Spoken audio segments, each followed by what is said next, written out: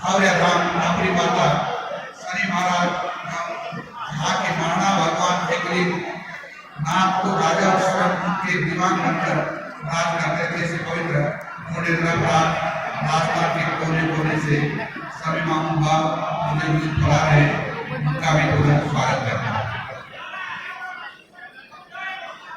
मैं आपको सबको इस सफलतम शैक्षिक सम्मेलन की बधाई देता हूँ।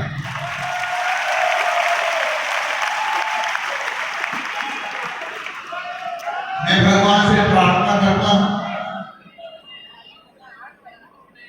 कि शिक्षक राष्ट्र इसी प्रकार से निरंतर प्रगति करता रहे, ताकि शिक्षा के क्षेत्र में जो जनता की अपेक्षा है उसके साथ हम खड़े उतरते रहे और सरकार उसमें लगातार आपका सहयोग करे।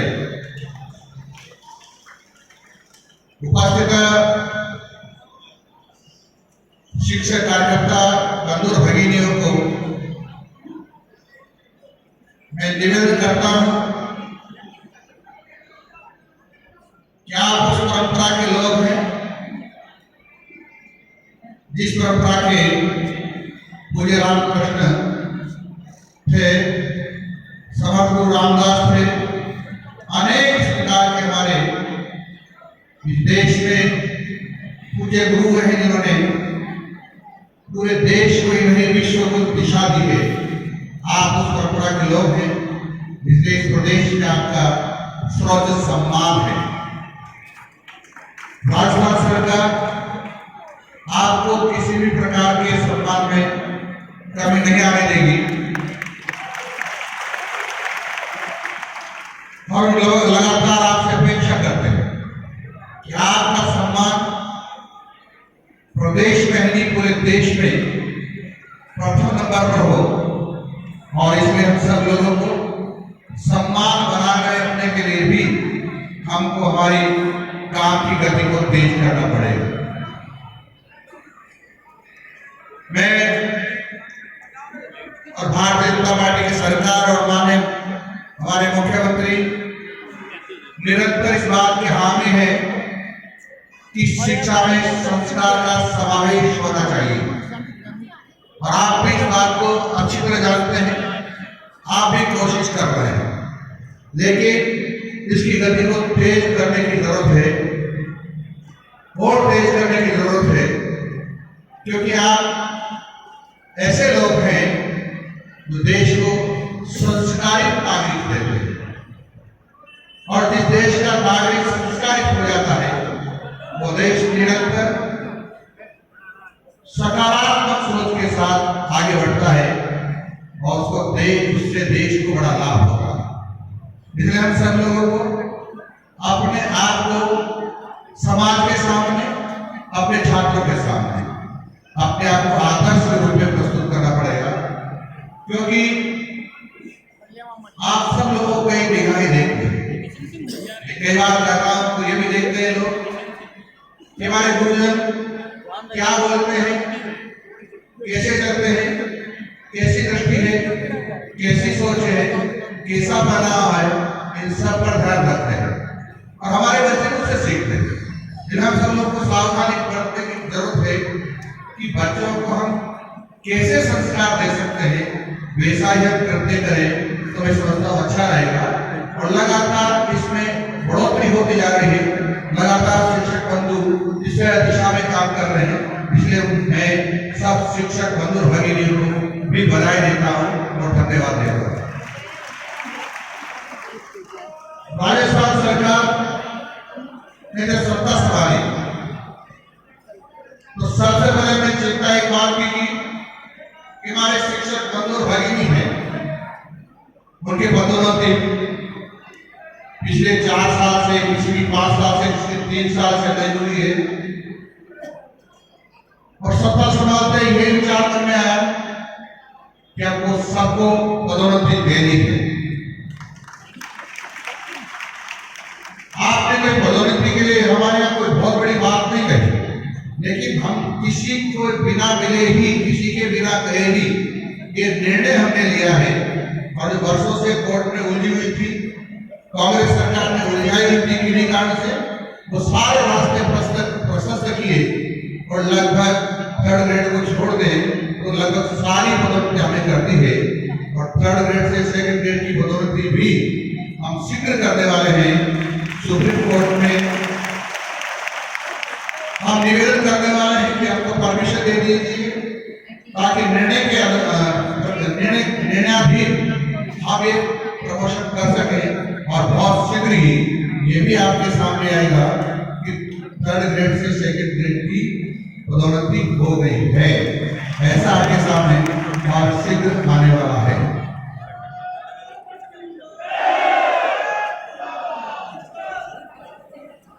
हम कोशिश ये कर रहे हैं, आपने देखा होगा जो संविदा पर कुछ लोग थे, 10,000 से ज्यादा को हमने राहत देने का प्रयत्न किया और दे दी है। कुछ और बचे हैं, उस पर हम सकारात्मक सोच के साथ आगे बढ़ रहे हैं। भाई और बहनों, हमने आपसे अपेक्षा की थी और आपने भी उस अपेक्षा को पूरा किया। हमारी अपेक्षा यही थी कि हमारे छात्रों को और आपको किसी प्रकार का जब पढ़ा रहे होते तो योगदान ना हो।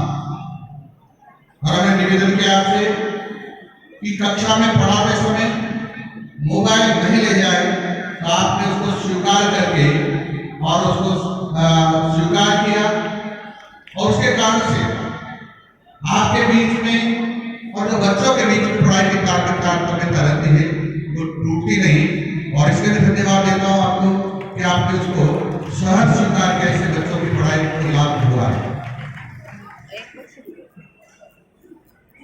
कुछ हमारे शिक्षक गणों में से भैरव जी की पूजा के नाम पर, बालाजी की पूजा के नाम पर, नमाज पढ़ने के नाम पर स्कूल छोड़ जाया करते थे। मैंने निवेदन किया कि स्कूल समय में से में इस प्रकार की पूजा पाठ को कम करें या न करें, और पूजा पाठ का एक समय होता है स्कूल के समय, शाम और सुबह का, तो पूजा करें, उसमें कोई आपत्ति नहीं है, जितनी चाहे उतनी करें। हम भी पूजा करते हैं लेकिन स्कूल समय में नहीं, उसको भी आपने स्वीकार किया। हमने कोशिश ये नहीं की कि सब बच्चों में एक रूपता दिखाई दे, विचित्र वेशभूषा में कोई भी नहीं आएगा, उसको भी आपने स्वीकार किया है, इसलिए मैं आपका बहुत बहुत आभारी हूँ। मैं आपको ये निवेदन कर रहा हूँ, अब लगातार जो सरकार की घोषणा है कि जो हमारे सैनिक शहीद हो गए, देश की रक्षा के लिए शहीद हो गए, उनके नाम पर कोई सरकारी संस्थान होना चाहिए और विशेषकर चाहते लोग तो विद्यालय का नाम होना चाहिए। सरकार आने के बाद हमने अभी तक 51 राजकीय विद्यालयों का नामकरण पूज्य शहीदों के नाम पर कर दिया है। पीएमसी विद्यालय में हमने विचार किया और काम प्रारंभ कर दिया है कि सोलर पैनल लगाएंगे, रेन वाटर हार्वेस्टिंग सिस्टम लगाएंगे, न्यूट्री गार्डन लगाएंगे और विद्यालयों के शैक्षिक भ्रमण और 21वीं शताब्दी के कौशल और संवैधानिक कृत्य के साथ साथ स्वास्थ्य, योग, खेल, वैश्विक शिक्षा, राष्ट्रीय आविष्कार अभियान इत्यादि करेंगे। हमने उस पर भी काम प्रारंभ कर दिया है। बच्चों को शैक्षिक भ्रमण के लिए हमने तय किया हुआ है कि शैक्षिक भ्रमण पर जाना चाहिए, हमारे स्मारक, शहीदों के स्मारक को दिखाना चाहिए और भी अन्य जो शिक्षा प्रतिष्ठान है जो प्रेरणा दे सकते हैं, वहां पर बच्चों को ले जाना चाहिए, उसकी जानकारी देना चाहिए। मैं आप सबसे आग्रह करूंगा कि नियत समय जो तय किया हुआ है उस पर आप सब लोग अपने विद्यालय के बच्चों को ले जाकर और जो शैक्षिक भ्रमण की अपेक्षा है उस अपेक्षा को पूरा करेंगे। कई बार ये आपके पास धन कम है, धन जहाँ कम होता है वहां पर हमारे यहाँ भामाशाहों की कमी नहीं है। कोई मना नहीं करने वाला आपको, आप कोशिश करिए, कुछ धन उपलब्ध कराइए, कुछ आप करिए भामाशाहों से, लेकिन बच्चों को शैक्षिक भ्रमण से वंचित न करें तो अच्छा रहेगा। मेरा आप सब लोगों से साथ निवेदन है। हमने अभी तक लगभग 21,000 पदोन्नतियों का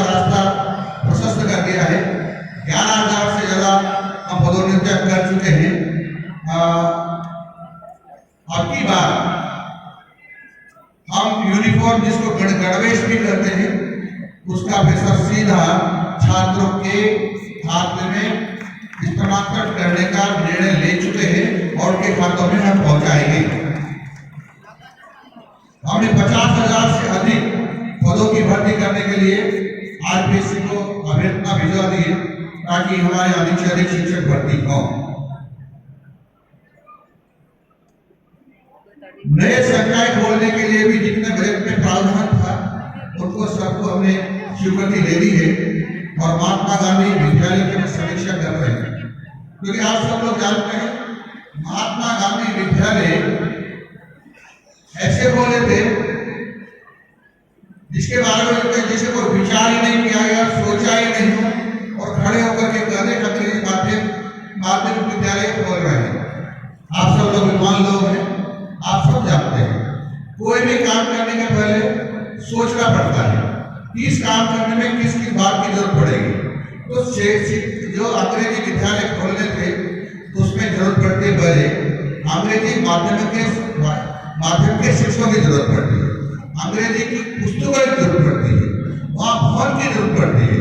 लेकिन कांग्रेस सरकार ने इन पर बिना विचार किए ही खोल करके राजस्थान के छात्रों का बड़ा नुकसान किया है और सबसे ज्यादा नुकसान किया है राजस्थान की उन बेटियों का जो हिंदी माध्यम पढ़ रही थी एक उसको अंग्रेजी बदल दिया। कई विद्यालय में 10%, कहीं 20%, कहीं 30% बच्चियां ही बची है। शेष ने या तो विद्यालय छोड़ दिया है या दूर जाकर पढ़ने लगी है या पैदल जाकर पढ़ना पड़ रहा है। इसके कारण से मेरी बहनों में बहुत निराशा है। होना ये चाहिए था कि बालिकाओं के विद्यालय को जब तक अंग्रेजी विद्यालय नहीं बनाते, जब तक कम से कम 90% छात्राएं ये आश्वस्त नहीं कर देती कि हम अंग्रेजी पढ़ने वाले हैं, पर ऐसा नहीं किया गया। इसलिए बच्चे का बहुत नुकसान हुआ है और इसलिए महात्मा गांधी विद्यालयों की समीक्षा के लिए माननीय मुख्यमंत्री जी ने राज्य स्तरीय मंत्रिमंडल की कमेटी का गठन कर दिया है। ये कमेटी निर्णय करेगी कि इस जो अंग्रेजी माध्यमिक विद्यालय इस पर हमको क्या करना है। कई विद्यालय तो ऐसे हैं जिसमें 0 नामांकन है, कई विद्यालय ऐसे हैं जिसमें 3 विद्यालय चल रहे हैं तो 4 कमरे हैं। विद्यालय में अंग्रेजी पढ़ाने वाला है ही नहीं, हिंदी जहाँ पढ़ा रहे थे इसको तो आधे अध्यापक इधर अंग्रेजी में ले आए, आधे हिंदी में ले आए, तो हिंदी माध्यम वाले बच्चे भी नहीं पढ़ पाए, अंग्रेजी माध्यम वाले बच्चे भी नहीं पढ़ पाए और उससे राजस्थान के छात्रों को बहुत नुकसान हुआ है। इस सब पर विचार करेगी ये कमेटी और फिर अपना निर्णय देगी और जो छात्रों के हित में होगा वो हम सब करेंगे। आप सबको जानकारी होगी कि राजस्थान की स्कूलों की कई स्कूलों की बहुत रहेगी, कई जगह तो भवन कम है, कई जगह बहुत खंडर है, जर्जर है। राजस्थान सरकार कोशिश कर रही है कि सारे के सारे भवनों को बनाए, लेकिन ये चरणबद्ध तरीके से हो पाएगा, चरणबद्ध तरीके से हो पाएगी। और इसीलिए माननीय मुख्यमंत्री जी के आदेश पर बॉम्बे गया, कलकत्ता गया, वहां के उद्योगपति से मिला और सबने हमको आश्वस्त किया कि उसमें मैक्सिमम हम सहायता करेंगे। 350 करोड़ की तो मुझे वही उन्होंने हमें भर दी थी, उसमें से कुछ का काम प्रारंभ कर दिया है। लेकिन जब एमओयू हुए तो 12,000 करोड़ के एमओयू शिक्षा विभाग में आए हैं। ये 12,000 करोड़ की अतिरिक्त सहायता होगी, उसके कारण से शिक्षा का जो ढांचा है उसमें कुछ सुधार होगा। बालिका सैनिक स्कूल भी सभी संभागीय मुख्यालयों पर खोल रहे हैं, जगह का चयन हो गया है और उसके आगे की हमने प्रक्रिया प्रारंभ कर दी है। सभी संभागों पर वेद पाठशालाएं खोलने का निर्णय लिया है, उसमें भी हम आगे बढ़ रहे हैं। मैं समझता हूँ कि राजस्थान सरकार संस्कृत को भी पूरा तवज्जो देती है, सम्मान करती है और इसके लिए मैंने लगभग सभी पद भरने की कोशिश की है, चाह की है और अभी तक मैं कहूँ अतिशयोक्ति नहीं होगा, लगभग 4,000 पदों 3500 नई भर्तियों के ये प्रस्ताव भेज दिए हैं। लगभग काफी हमने भर्तियां कर ली है और अब हम ऐसा मानते हैं कि इसमें बजट की भी आवश्यकता है, क्योंकि बिल्डिंग बनानी है, इसलिए हमारा समग्र शिक्षा का जो बजट होता है, धन होता है हमारे पास, उसमें 10% संस्कृत विभाग को भी उपलब्ध करवाएंगे ताकि उनकी भी बिल्डिंग ठीक हो सके। मैं एक निवेदन आप सब लोगों से यही करना चाहूंगा, विशेषकर मैं हर बार इस बात को दोहराता हूं कि शिक्षा का महत्व जब ही है जब हम शिक्षा में संस्कारों का समावेश करें, और इस दिशा में हमको बहुत काम करने की आवश्यकता है। केवल शिक्षा किताबी ज्ञान से काम नहीं चलता है। मैंने देखा है कई लोग गोल्ड मेडल लाने वाले लोग भी देश को नुकसान पहुंचाने वाले लोगों की टीम में खड़े हो गए। कुछ लोग ऐसे हैं, बहुत सारे लोग ऐसे भी हैं, चाहे कम पढ़े होंगे, चाहे उन्होंने गोल्ड मेडल प्राप्त नहीं किया होगा, जब देश पर संकट आया, जब देश को उनकी जरूरत पड़ी, तो सबसे पहले वो देश की रक्षा के लिए, देश का मान बढ़ाने के लिए अग्रिम पंक्ति में खड़े रहे। ये संस्कारों की रेल, चाहे वो गोल्ड मेडल प्राप्त नहीं हुआ होगा, लेकिन उनके संस्कार थे जिन्हें देश के हितार्थ अपने सबको छोड़ करके सबके आगे वाली पंक्ति में देश का मान बढ़ाने के लिए खड़े हुए। आप सब लोगों से मेरा एक निवेदन है, हम ऐसे लोग तैयार करें, ऐसे लोग तैयार करें जो अच्छे इंसान हो, देश के प्रति श्रद्धा हो, मातृभूमि के प्रति श्रद्धा हो, और हमेशा देशवासियों के कल्याण की बात सोचे। ऐसा मेरा आप सब लोगों से आग्रह है। मैं आप सब लोगों को नमन करता हुआ, प्रणाम करता हुआ, और इस अपेक्षा के साथ कि हम सब मिलकर के छात्रों को हित में, समाज के हित में बेहतर काम करेंगे। इसी के साथ अपनी बात को समाप्त करता हूँ। नमस्कार, जय हिंद।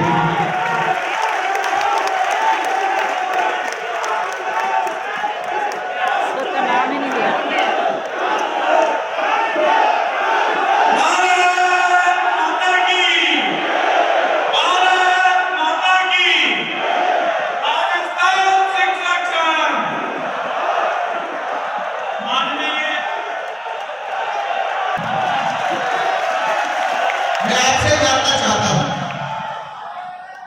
कि आप सब लोगों को पता है विधानसभा चुनाव के बाद लोकसभा आ गई, लोकसभा के बाद उपचुनाव आ गए, उपचुनाव के बाद समान परीक्षा आ गई हमारी, और उसके बाद अभी विधानसभा प्रारंभ होने वाली है, बोर्ड की परीक्षाएं आ गई है, बोर्ड की परीक्षाओं में तैयारी हो रही है, और इसलिए छात्रों के हित को देखते हुए सरकार ने ट्रांसफर नहीं किए। मैं आपको आश्वस्त कर रहा हूं कि बोर्ड की परीक्षाओं के तुरंत बाद ट्रांसफर करने का निर्णय हम करेंगे।